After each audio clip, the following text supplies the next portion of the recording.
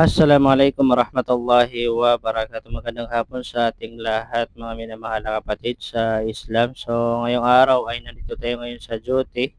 So, dahil alas 3 na, sobra pala alas 3 ay dumating na yung oras ng Salatul Asr at bilang isang Muslim ay kailangan natin magsala. Alam po natin ang sala ay ito po ay obligado sa lahat ng Muslim, no?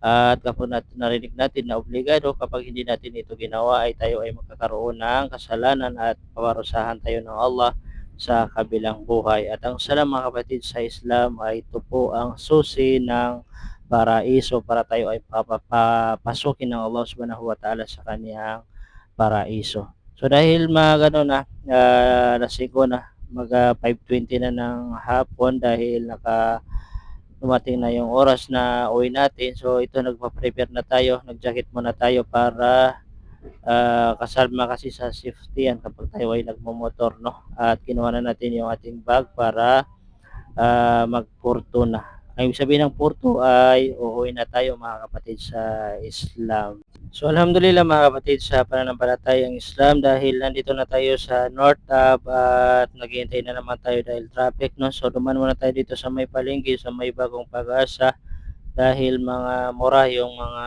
binibili dito, no, mashallah. So pusit pala yung ating bibilihin ngayong araw at pagdating natin sa bahay ay ihawin natin mga kapatid sa Islam. Mashallah. So dito pala ay meron pala tayong mga kapatid dito ng mga Maranao.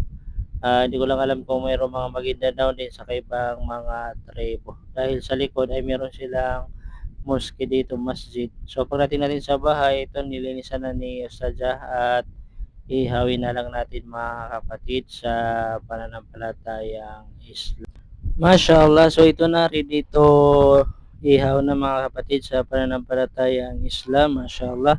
Ito yung kagandahan ng may asawa dahil kapag magluluto ka ay meron kang kasama. Kaysa yung mga single dyan na kapag sila ay nagluluto ay wala silang kasama. Kawawa naman. Mashallah. So ito na mga kapatid sa pananampalatayang Islam dahil malapit na ito maluto. So hanggang dito na lang yung ating video. Assalamualaikum.